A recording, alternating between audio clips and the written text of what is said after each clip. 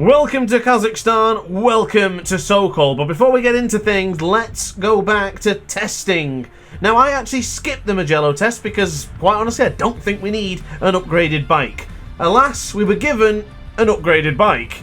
We had two choices from either Spec A or Spec B, and I chose the latter. Spec B seemed a little bit less power hungry, and I think that would be better for us because I do not want a fast bike and I don't want a better bike. I want to keep this nice and challenging. However, we have moved up on the team comparisons and we're now roughly one of the best teams and best bikes in the season. So things might get a little bit easy. We're shifting our attention across now because it is the halfway point of the season. Transfer rumours are here. Digi Antonio, Acosta and Binder all eyeing up new teams for next season, with Quartararo, Mir and Marc Marquez also thinking about different bikes. Unfortunately, we may not be able to see that by then because MotoGP 25 will probably be here, so that's why I'm keen to crack on here in Sokol. So here we go then, the return to Sokol. It's been a long time since I've tackled this track. Wish me luck, ladies and gentlemen. From pole we go. Let's see what we can do. Oh, not a great start there. I got kind of caught up on one of the Ducatis. Oh, Leisha's gone! It's another terrible start for the factory Ducati. He has had a shocker this season. I wouldn't mind betting the Ducati are regretting their decision on signing Aleix, because I think, and he took out Jorge Martin. I think Aleix has probably crashed or had some sort of incident on every single video I've done so far this season. Unbelievable. Ooh, a bit wide there going into turn 5. Just noticed Vinales has been given a long lap penalty, so apologies, I might have been too harsh on Aleix there. I think it might have been Vinales who was the culprit, let's say, the aggressor in that incident. Look at Luca Marini up to third. That's an excellent start for the man on board the Red Bull KTM.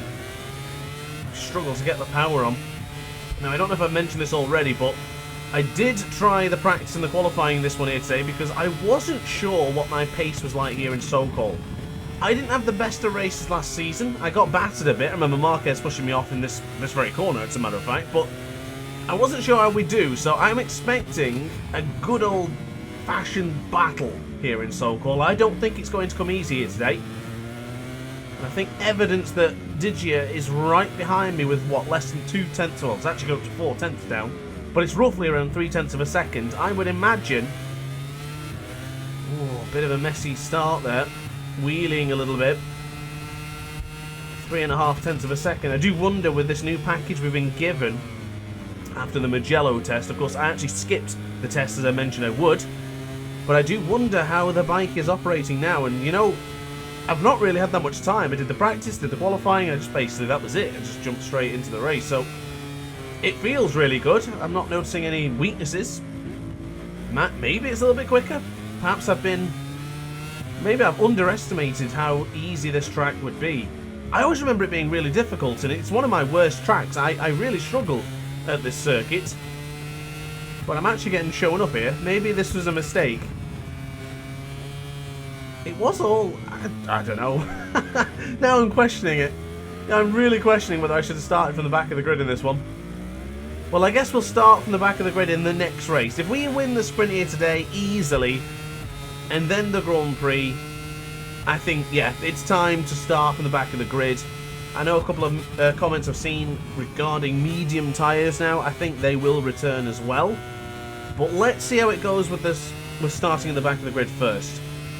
Let's start from the back and work our way through. Now, of course, I can't change anything for this weekend. This one's done and dusted. So I guess we're going to just focus on purely extending the World Championship. But my only thought process is the last season when we changed to the medium tyres, which were a little bit more difficult, I won't lie. But the AI did gain some significant ground, especially the factory Ducati team. So I do wonder if there's an element to the way our team has developed. Maybe the bike is now so good that even starting with the medium tyres in a normal grid position would be enough. It's something we're going to have to play around with and see what we can do. But for now, still plenty of rounds to go with this championship. What, 13 rounds, something like that, maybe more? What are we on now? Our round 8, I believe it is. Yeah, round 8, I think it is. And of course, the next weekend we will have Assen. Now, actually, we've got something pretty cool coming for Assen. Very cool indeed. It's, yeah, I'm not going to say too much, and also I can't really say too much while I'm trying to concentrate on that particular section of track. Very difficult, that particular part. And then here, getting on the power, this is where I can spend that time chin-wagging and chatting to the aces, but I'm afraid their AI has disappointed. I barely took pole position, and yet right now, we're looking at a 1.6 second lead after 3 laps. This is domination at its purest form. But I do believe, for the first time, and for the first time I'm also going to spoil it, for the first time I actually looked to see what the weather conditions were for the Grand Prix, and also looking at it, if you don't want to hear what the Grand Prix track conditions are going to be like, then just ignore me for like 5 seconds or 10 seconds or so. But for those who are still listening, the featured Grand Prix will be in the wet. I didn't see if it was going to be wet or rainy, but it's going to be wet, so we will be having the wet tyres on. So I think it should be a little bit closer. But providing we do well, and providing that all goes smoothly today whilst we're recording this video, we should be moving to Assen with something extremely special. It's going to be a video not to miss. And I can't wait to show you more about it. Very tight to the apex there for turn 4. Now leaning onto the right-hander. Ooh, balancing right on the curve there. Really good, really comfortable. So I played, I had the honour and privilege, careful, I don't want to cut the corners. I have done the long lap penalty here before, but that was on MotoGP 23. I don't think I've ever done it in MotoGP 24. But I have had the privilege to recently play Wreckfest 2. I've been given an early access code, so I might not have had MotoGP 25's early access code, but I got Wreckfest 2, so I've been able to give my opinion on that, and that review comes out, probably already out actually by the time this video is released. So check it out if you're interested in Wreckfest. I had a blast playing that game. It was really solid, very well made, just a little bit limited on the content side. But I'm keen to see. See, that's what happens when I start chatting. I start making little mistakes like that, start making a couple of corner cuts, and then having a track warning. Oh well, it is what it is. But across the line, we're looking at a 134.5. Not as quick as we were earlier, and I wouldn't mind betting that 133s are possible. I'm really, really in the zone now with this Yamaha. Every single race it just feels better and better. And I feel like the Yamaha's a little bit quicker now since it's been upgraded, which I didn't want.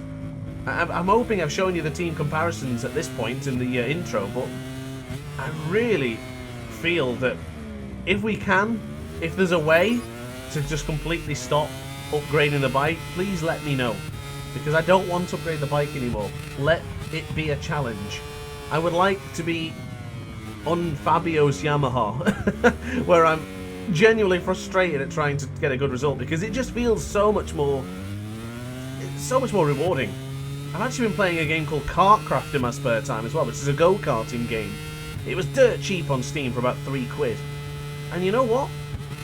It's been a good experience, and what I've really enjoyed about it is that I'm quite new to other racing games, so being the rookie again is always enjoyable. I enjoy that learning curve. I'm especially looking forward to MotoGP 25 for that reason. I always find the first couple of races I do, first couple of championships, I'm a little bit nervous, a little bit skeptical, and I haven't quite got the confidence, so it keeps it interesting. Now at the peak and pinnacle of my MotoGP 24 experience, that's when things become easier and right on cue. Yes, we cut the apex once or twice in that lap, but we're now 134.2, so another strong lap time. Maybe 133 is not going to happen, but you better believe I'll try. Oh, I was just about to say, I was just about to build up that Honda could be back on the podium here with Marco Bezzecchi, and he's gone down. I don't know if there was a collision with Miguel Oliveira, because I also seen the number 88 go down, and I hope I've remembered to record the replay after this particular bout of sprint to see what happened there, but that is disappointing. The good news is Luca Marini is now up to the podium, and it's not a sense of any sense of bias here. I'm just I always like it to see when another manufacturer gets on the podium. You know, at the start of the season, we had Aprilia right up there. And then the rest of the season, it's been the Prima Prama Ducatis and the factory Ducatis. But right now, and Brad Binder's just nicked. Yeah, he's nicked it, so's Vinales. So we're not going to see a KTM on the podium either. I feel we've been robbed. There's a lap and a half for Luca Marini yet. Hopefully, maybe Marc Marquez can get through as well, because we haven't seen him on any podium in my career mode. I don't know what has happened to Marquez in my career mode, but he's pretty bad. He has been nerfed, as the young kids would say. Unbelievable. And Airbus, look at Johan Zarco to 8th. He never gets any credit in this game. Take yourselves back to MotoGP 20, MotoGP 21, even MotoGP 22. Johan Zarco was a force to be reckoned with. And now he's barely getting 8th in a sprint. That is not fair and not credible to the real life Johan Zarco. Of course, we are multiple seasons in, so it's kind of understandable. Whoa. I was a bit close to the white line there. One thing I am noticing is compared to the Mugello video, I'm recording this a bit later on in the day. It's actually 3:30 in the afternoon. And I am much more awake. I am more focused and able to dual task here. Well, almost, as I ran it into turn 7 a bit deep. And I'm finding I'm not making anywhere near as many mistakes. So maybe I've got to go for those early morning recording sessions again. I always find that maybe my voice is a little bit strained in that one though, unfortunately. So maybe not quite the same. But regardless, I hope you guys have enjoyed this sprint so far. Apologies if I've just talked and waffled all the way through, but there's not much else happening. I'm just purely dominating. Oh, it wasn't Bezzecchi who crashed out. It was actually Bagnaia. Bezzecchi was up to the top 3, but he didn't actually DNF. Very strange. Well, there is the final corner tackled. Only 12 corners here in Sokol. And the Kazakhstan sprint will go to the content creator you're watching today. Ladies and gentlemen, another victory. Our, God knows how many, is that 6 sprint wins now? 5 sprint wins? I don't remember. I think it's probably 5. Anyway, that's the results on screen. Battered, dominated. Let's see how we do in the race. Okay then, so who's been doing the rain dance? Who is trying to rain on our parade today? Well, let's see if we can win in the wet conditions here in the Kazakhstan Grand Prix. Not bad, we're actually through there quite cleanly, much cleaner than it was in the dry conditions. We now have the lead. Someone has gone down. Yellow flags out in the first split. Oh, Bez has crashed. Augusto Fernandez and Bastianini were involved. Ooh, that feels a bit nervous. We're okay. Oh, the rear. Ooh, that rear tyre is still spinning. So we're back on the power. Not the best of launches there. The rear tyre's feeling a bit loose. I'll just give it a couple of laps just to warm up a bit to it. Just clip the apex there. Oh, I can hear Alicia Spargo on the right hand side of my headphones. Maybe he was thinking of an outside lunge. Oh, we are definitely not quicker on the bike anymore. Look at that. Alicia Spargo is taking time off his hands over fist. Oh, well wide. Shouldn't have been watching the top left-hand corner of the screen, should I? Oh, just trying to get through on Vinales, I think it was. Yeah, it was Vinales. Try and respond on Alicia Spargo now. Has Alicia Spargo got what it takes to get back to winning ways? He hasn't had the best of Ducati debut so far. Oh, no! Sorry, Alicia. Apologies, mate. Give me the track limit warning, I'll take it. What if the racing incident warning?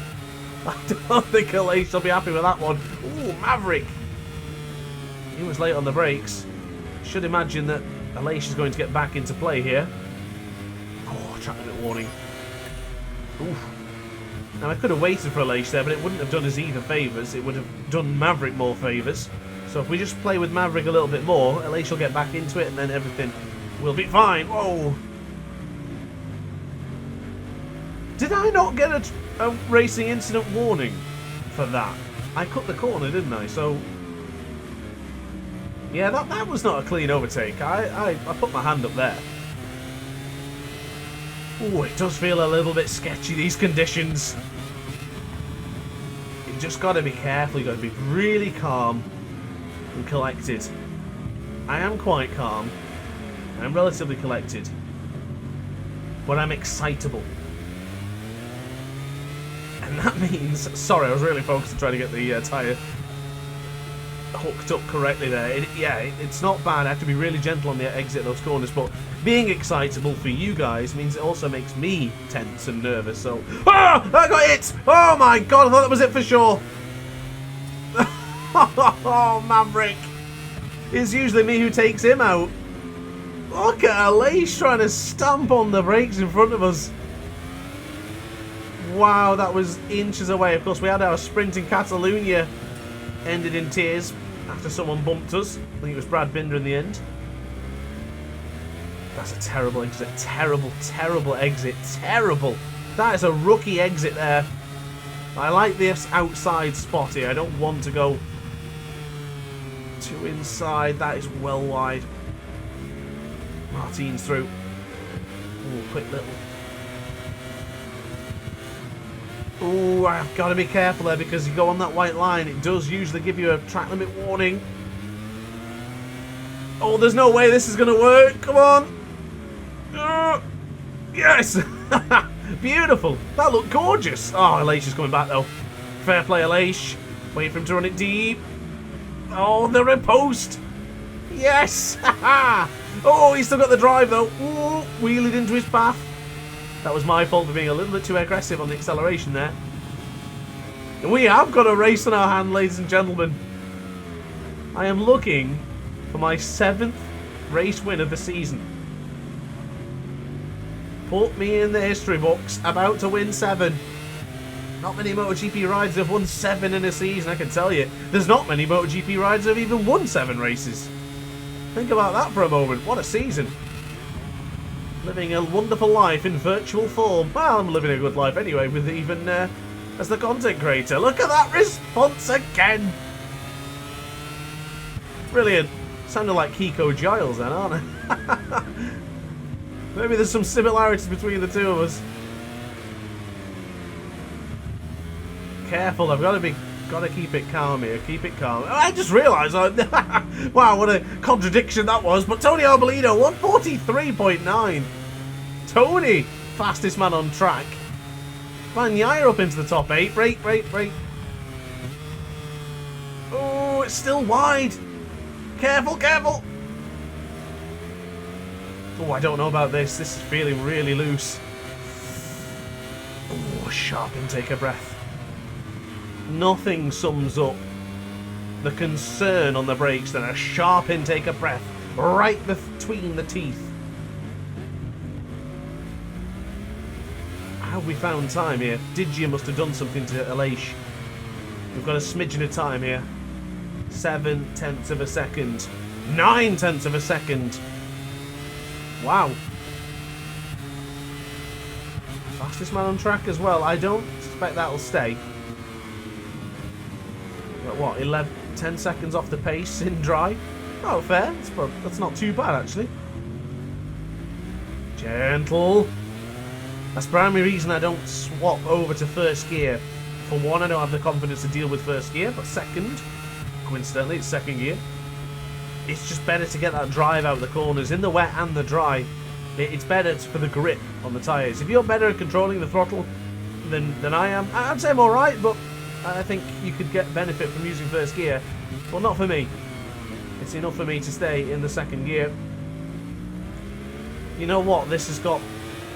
I'm going to concentrate on this bit. Careful. I can't afford to get too many track limit warnings. One's enough. But I do feel that there's an air of defence again in this one. We attacked Martin and Le Mans in Catalonia. Even in Mugello as well. Steady. I think today's defend. But at least we're up there. We're fighting. Can't say the same for last season. So fastest man on track with a 143.4. Actually, never mind that. It's been debunked. 42.9 from Digia. Bear in mind, on that previous lap, we were up by 9/10 of a second when Digia moved to second place. So that was him overtaking. He managed to do a 42.9. I am in trouble. Wish me luck, aces. Wish me luck. Ooh. That's it. Right-hander. Get that knee down. That was unintentional, but yeah. Check out Knee Down, our YouTube channel. We're about to hit 1,000 subscribers, so go and check it out. If you're not sure what that is, I've got a video on my channel explaining what Knee Down is. Oh, I really should focus on the race here. There's another tight apex. Maybe the tight apex worked better. Looks like we found some time there. But I'm not into the 42s. I'm not into those Alex Rins times yet. Thank God I'm not in the 47s. That'd be awful. Could be. Oh my God. Could be worse. It could be Digia. It could be in the 49s. 4/10 of a second as it is as we get across the line. New fastest lap for me. But no one else changed. God, it's so scary to look at anything else but myself when I'm racing into turn 1. It's a shame we'll never see this track in MotoGP. It's really grown on me over the years. I used to hate it. I think I was just so bad at this track that it was frustrating. And I think a lot of us are guilty of that. If we're not good at a track, it does affect your opinion. I know I'm one of them. I'm a hypocrite just as much as anyone. It's actually a Lace who's now on the charge. So I don't know what's going on with the Factory Ducati duo, but nobody is giving an inch. Now I don't know what point of the screen you're watching. I don't know if I've got a replay on the screen, so apologies if not. But left-hand side of your screen there, take a look at the map, and if you're in a replay and we don't have the map on yet, check it out afterwards. But everyone is together here. I'm not looking behind me because I don't really want to see it. But there is a lot of riders in a huge queue there from the right-hander up turn 8. Oh, wide. No, Elisha's coming through. I've seen him on the right-hand side of the OLED ultra-wide. Give him a little nudge. I've got to get this inside position. Oh, he's pushing me in. He was leading on me. Oh, he got pushed a bit. But yeah, there's a huge queue of riders, so I think if anything happens, you're out of the points. I think if you get sent wide, you're going to be down in the bottom 10. This one's got a whole new meaning of defend now. Fair enough defending Martin against him in Jerez in the wet, in the dry, sorry, but this is the wet. More pressure to deal with.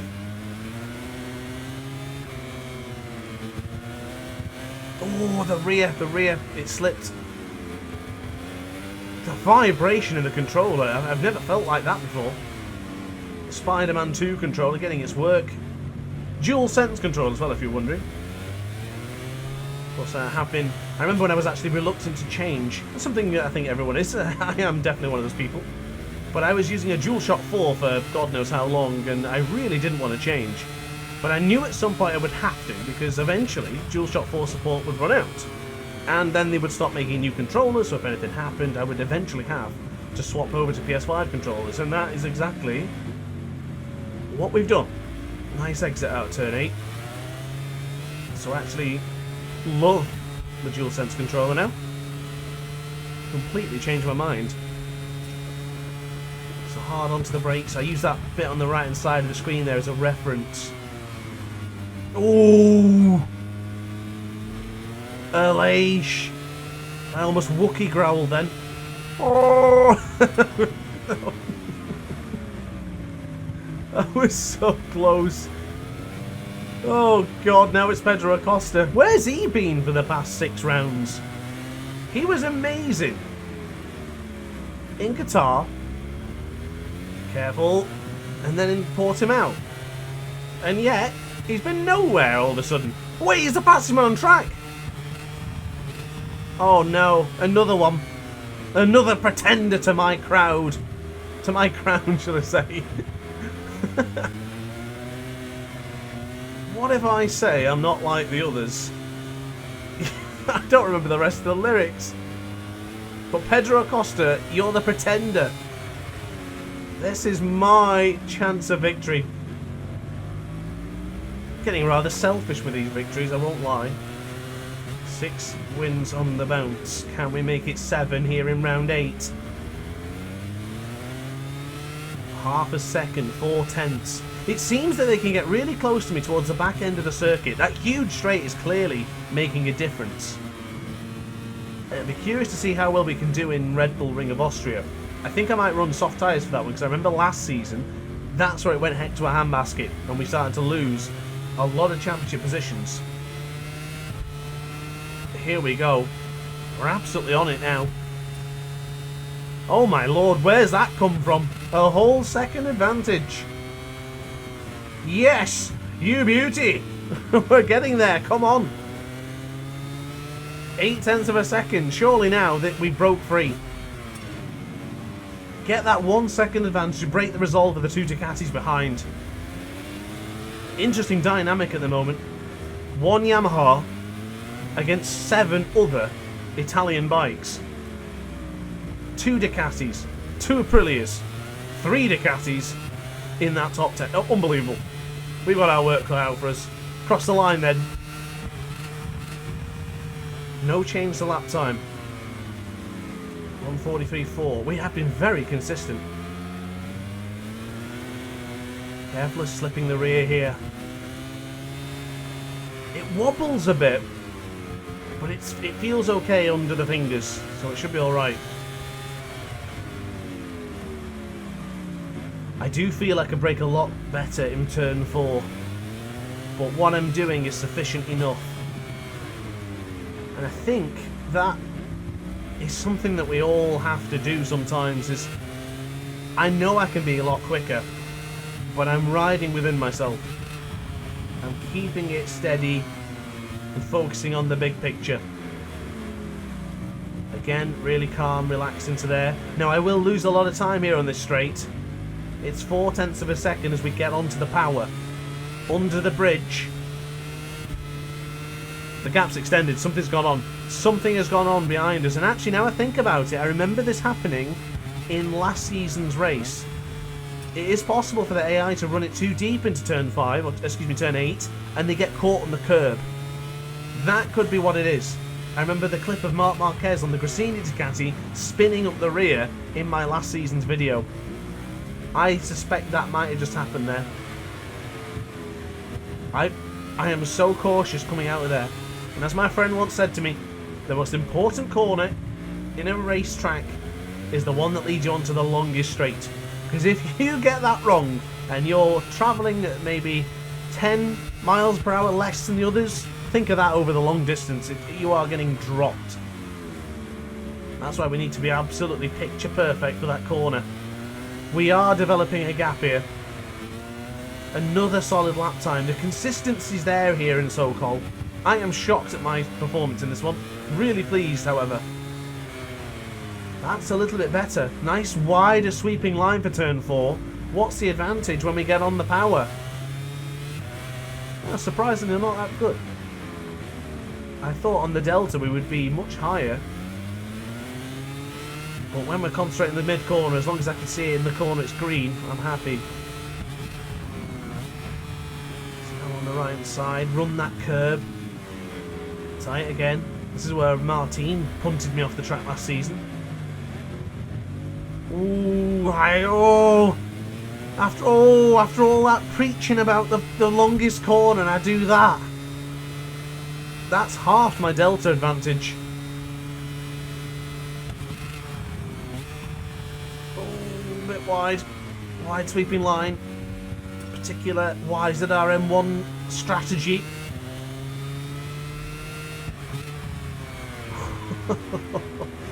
Tell you what, those right down easy boots that Sergio modded for me are getting their workout today, aren't they? Up and down the gearbox, off the bike, slamming on the rear brake. Of course, don't forget, it is wet conditions, so we're using the... Excuse me, got caught on the curb there. So after all that, we didn't even improve. It's another 143.3, fine. But yeah, we are using the smaller rear brake disc. I find that is far superior in the wet conditions. Because you run it a little bit wide, you need to get the bike stopped. You can't use a fistful more of the front brake. You need to use a bit of rear brake. Try that wide line again. Better, better.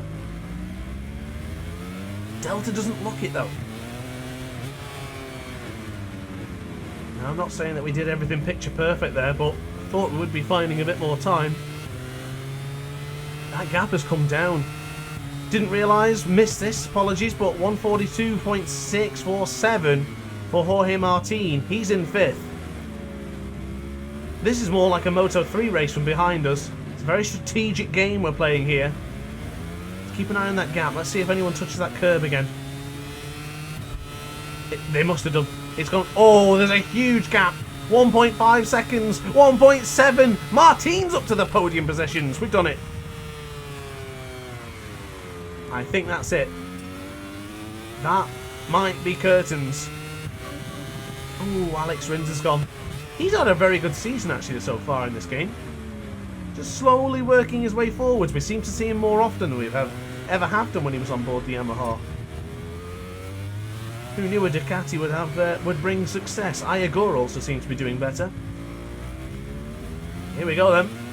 We will find time here. Just when it mattered the most, we're our quickest.